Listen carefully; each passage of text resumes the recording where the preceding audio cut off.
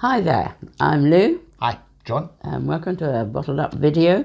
We thought as we were really close to Christmas we would use the Christmas story as kind of hooks to put some ideas on. If you're new to the site, don't worry, we're not preachy at all, but you will figure out quite quickly that none of this is scripted. This is us in our kitchen talking to you. That's quite deliberate. We want this to be a personal input from us. We want this to be real. You know, this comes from our heart. We call them heart to heart. The Christmas story, there are one or two things about it. I was thinking to hook some ideas that are relevant to what we go through. And the first thing that struck me is the whole narrative was actually pushed by something they had no control over. I don't know if you know the story, but Mary and Joseph lived in Nazareth, but the Roman power decided to get their paperwork a bit easier when they did a taxation system. They wanted everybody to go back to where they were born, which was absolutely colossal. So everybody in Israel was kind of moving around. There were no trains. You know, most of them would have to walk or have a donkey. Mary was 8 months pregnant. Well, we feel very close to her pregnancy. So if that was happening today, I'd need to go back to Kirkintilloch in Scotland. Yeah, you would, and do your tax returns, then come back to London. You know, So I need to go 450 miles deal north. Yeah, which is quite a lot. Yeah, particularly on a donkey. Yeah, you know. So just how does that tie up with us? I think if we live with a drinker, certainly we feel there is this narrative being driven by alcohol, by our drinker, that is taking us on a journey that we really, really don't want to go on. But there's a sense of that for the alcoholic as well, isn't there?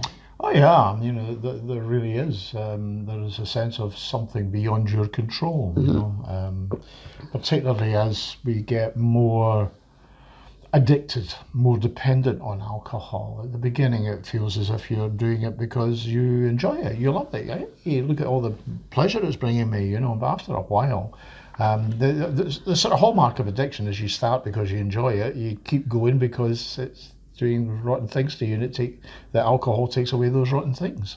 You know, that's what maintains it. That's kind of the hallmark of addiction. It's this kind of push-pull effect. So yes, you feel as if it's you're only drinking now to actually get rid of the effects of the last drink. That's kind of what continues. You know?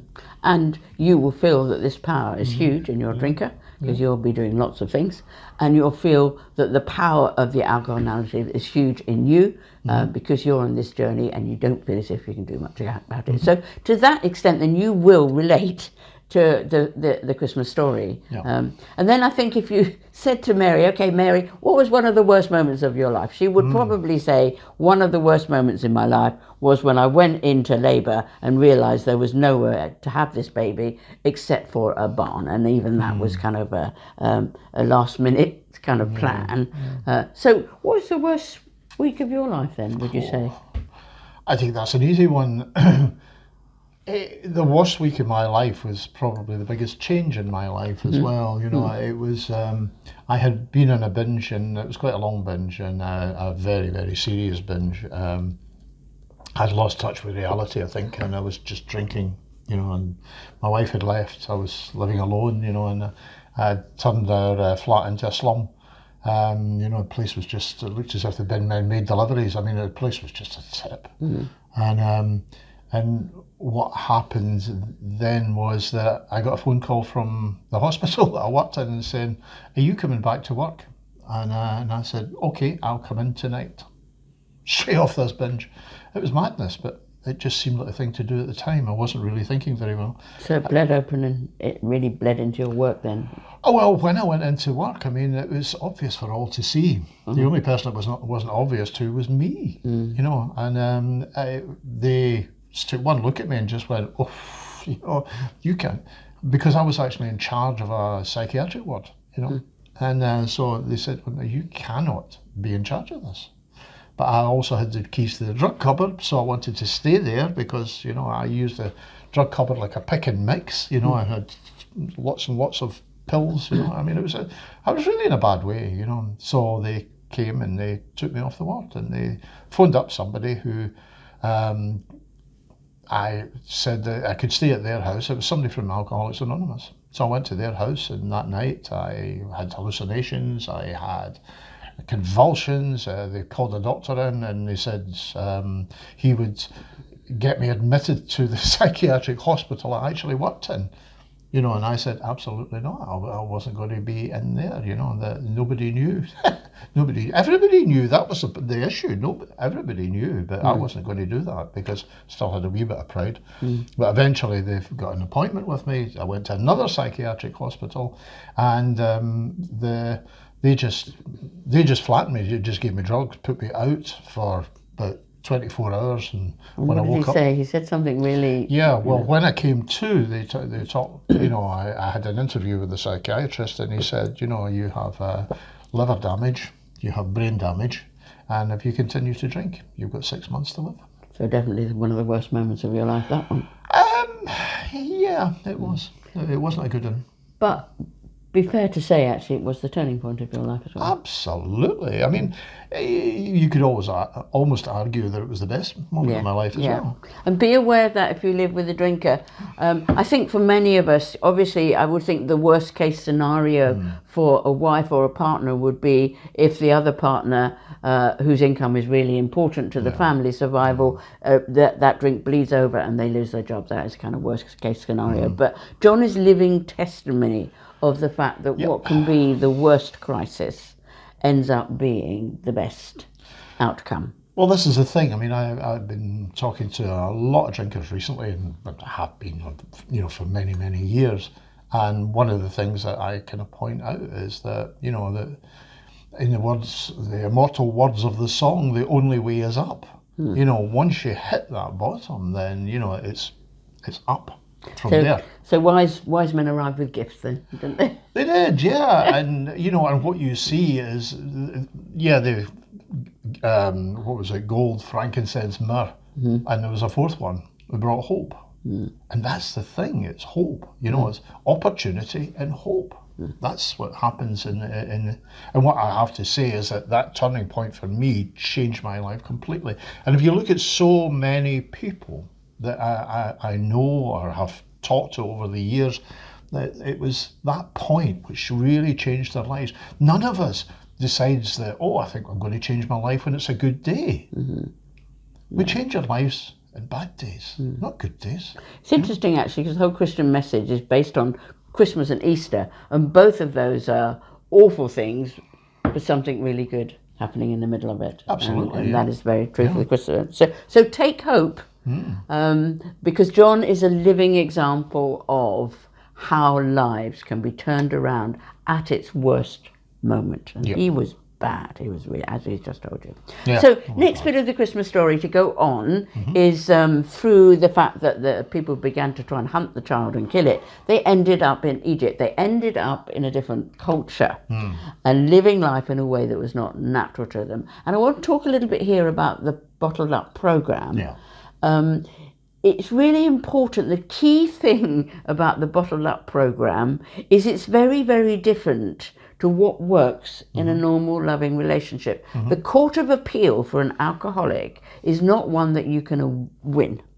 And I appealed to my husband, who loved me, who loved my children desperately, over and over again. And in any other loving relationship, the court of appeal is a very powerful place and usually gets result. But for the alcoholic, often it makes the situation worse. And understanding this, understanding that some of the things that work are counterintuitive to the love that you feel for this person that's gluing you to the seat rather than putting you into the divorce lawyer's office. So do get to know the program, because it's counterintuitive when you're trying to rescue a family to rescue yourself. But what is it you say? They say on the, it's a good analogy, isn't it? When you go on the plane, if there's a crisis, put your own oxygen on first, otherwise you can't help your family. So it's kind of difficult to help somebody if you can't breathe. You know, it's, you know, you're sort of trying to help something, you know, it just doesn't work, you know. And it's the same with this program, you know. If you're not helping yourself, it's very difficult to help anybody else, you know. I remember taking a life-saving course one time, you know, and so you go out into the swimming pool and you pull somebody in, you know, and the one thing that they told you was, you know, that look after yourself first. Make sure that you are safe, because if you're not, you're both drowning, you know, and that was very, very important. You know, very important. We used to actually specifically only give the program once every 2 weeks, and we did that deliberately because we wanted you to really assimilate each step as you went along. We don't do that now, but if you kind of binge watch our videos, don't try and just get to the end and do that bit. You have to do it in the way that we've done it, because we've done it for a purpose. Well, if you're going to binge, then please see it as 2 steps then, at least. The first one being all the stuff about looking after yourself, and the second one about trying to change the situation, because that's the way it's laid out. Yeah. So eventually they got the hang of Egypt, and they went back to Nazareth, and then they began to bring up the child, and this child of hope has changed lives, so many lives across there were millions of people that will say for them Jesus has brought hope into their life. Now this is not the platform where we do this. Actually, maybe talk a bit about Beauty for Ashes. Spirituality has got a huge partnership with addiction recovery, hasn't it? It has for millennia. Certainly in about 400 years ago, then there was seen to be a link between recovery and religion, as it was at that time, you know. And what happened is that people who had alcohol problems were sent to lodge with ministers. Whether that was a good idea or not is another matter, you know. But certainly, if we go and we look at Alcoholics Anonymous, you know, and then central to Alcoholics Anonymous was this thing called the Oxford Group, who were a Christian organisation who believed in sort of they believed in confession, which is, you know, I am an alcoholic, which believed in reparation, which was actually doing some, you know, changing yourself and putting something back. And they also believed in sort of conversion, which was going out and telling other people, which is how the groups of Alcoholics Anonymous came to be. You know, because if you're sitting there talking to another alcoholic, then you're sort of giving it away. That's a conversion. But most importantly, they also believed in a higher power that gave them strength to go through that. That was right at the centre of it, you know. So from our point of view, we have always made this a personal thing. So because we're both therapists and we have a very deep disquiet about using a platform to kind of coerce and pressure, so we don't do it here.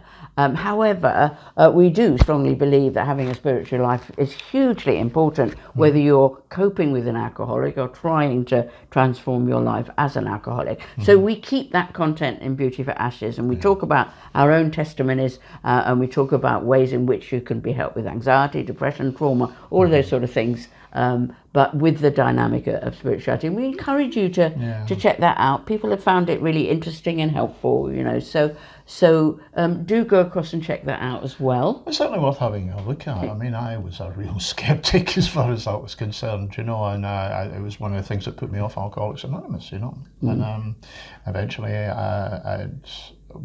when the need is greatest, you know, that's when you'll sort of try anything. You know, and I decided I would try anything. Yeah, because we met and it became very aware of the fact that he had, you know, Christianity to him was a prototype of a particular sort of person that he didn't want to be, and we've had to No. kind of had to go through all of this, haven't we, and recognise actually that God is very different to how he's often portrayed. Yeah, you know. But again, that's for another platform. Yeah, it's not absolutely. for this one. But you know, it's seen for many people as a solution. Yeah. You know, and I have to say, for me, it was a solution. Reluctantly, I looked for many other solutions, but it was a solution.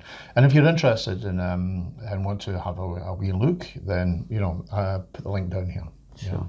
And finally, thank you so much for people that have contributed to the donation for the thing. That's coming together. Yes, gift, it's coming isn't it? together. Yeah. Internet Creation have started the job, but it's a big job, and you know, I'm not entirely sure. They said it would be ready before Christmas. I'm not entirely convinced that's going to happen. It would be nice if it was. It'd be a lovely Christmas bonus, But you know, we shall see. No, it's for its time. It was a really sophisticated, intricate website, isn't it? And I think when Still they say is. this, they go in and remember how complicated and intricate it is. So Yeah, it is complex. Basically, what is happening is it was written in an old archaic language. It was written in Latin. We're now going to write it in English. You know, that's kind of where we're at this moment in time. Sure. It's a translation into modern sort of programming language. So that's what they're doing. Yeah, and the chain of care is basically if you get helped, please remember the person 6 months down the line who's going to need the same support and encouragement and help as you do. Yeah. So we're saying, would you think of them and donate for them? Because literally the donations keep the website going. We put quite a lot of effort and money into doing this, but sustaining it we need your help with. So we're not allied to AA or any other group, but what we have to say is that AA and all these other groups that help are based on what's called mutual aid. You know, it's not just self-help, it's mutual help, and that's about helping other people. Also, it's about AA is based purely and simply on contributions. Yeah. And I know that because I was in AA for many years. It's about contributions to keep the thing going. But also the fact that you start to think about somebody else is what's really important, because it takes the focus, particularly as a drinker, it takes the focus off of you and it puts it onto somebody else. And if you're thinking about somebody else, it's very difficult to think about yourself all the time and become selfish, etc. So it is actually rather important. Yeah, so if a drinker donates, we kind of, it indicates to us that there's a recovery going on, actually.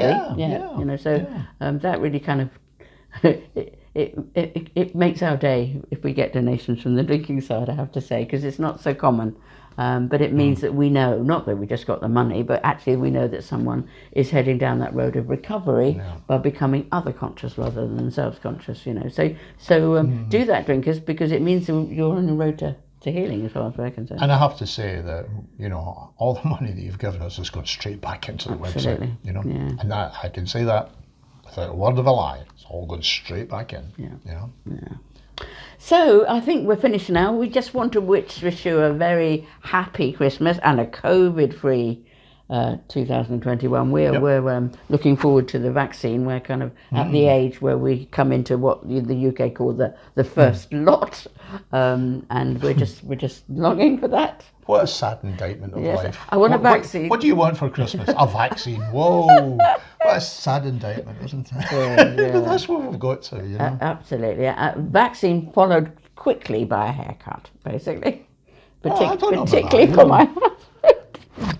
Tell me in your comments. Do you think this suits me? Do you think the scarecrow look is something which really suits me? Yeah. Well, we'll debate that later. We won't do that on camera because you might get offended. Yeah. Okay. Anyway, thank you for listening. Lots and lots of love. You really matter to us. Your situation matters. Support each other on the forum. We'll be here for you as much as we possibly can. And there is always hope for change. The one thing, we've done this for 12 years and there's always hope for change. Bye-bye then. Absolutely. Okay. Bye-bye. Bye.